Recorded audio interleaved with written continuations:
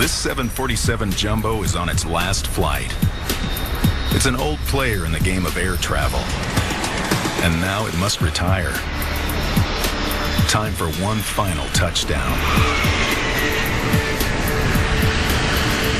Over the past 24 years, this plane has flown enough to circle the world 1,200 times. Now, it's arrived at a desert tarmac in Goodyear, Arizona. This is the home of Aero Turbine, a company that specializes in all things aircraft.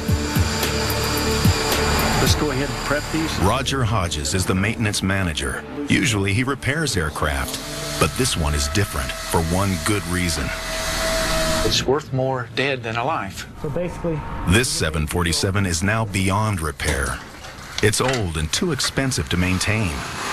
But rather than trash it, Roger will make sure it's carefully pulled apart, piece by piece. Just like cars or anything else aren't going to last forever.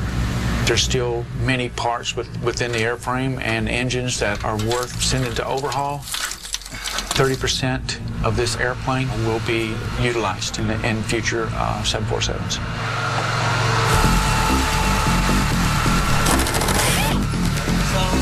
The Jumbo's parts are so interchangeable because the plane's basic design has changed little since its first commercial flight in 1970.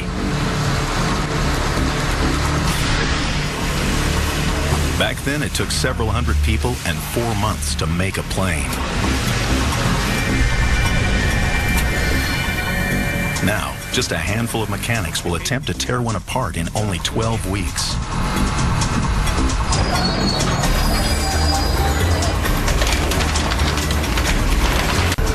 The Boeing 747 is the biggest aircraft we had to tear down so far. All right, you ready? It's by far maybe the biggest challenge. It's just huge. We don't want to damage it. We don't want to get hurt. Everything they do will be a learning experience. They must rely heavily on the manuals that were used to build this plane more than 2 decades ago.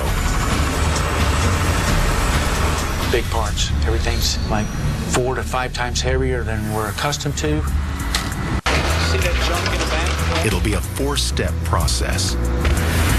First, workers must gently remove the engines, 4 elephant-sized jets, to be handled like eggs. Down a little bit. Go. Second, they must remove and inventory any resellable item, from piping to coffee makers. 65 Bravo, 94. All can return to service on other aircraft. Over there. You ready?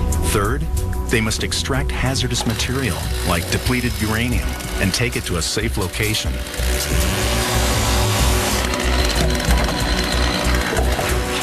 Workers will also strip and trash anything else of little value, like worn seat covers and insulation.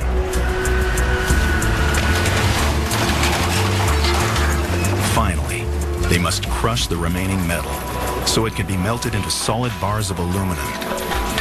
And from there, made into other objects like electronics, hardware, even furniture. The aim is to recycle an incredible 98% of the aircraft and reclaim spare parts and scrap worth about $6.8 million.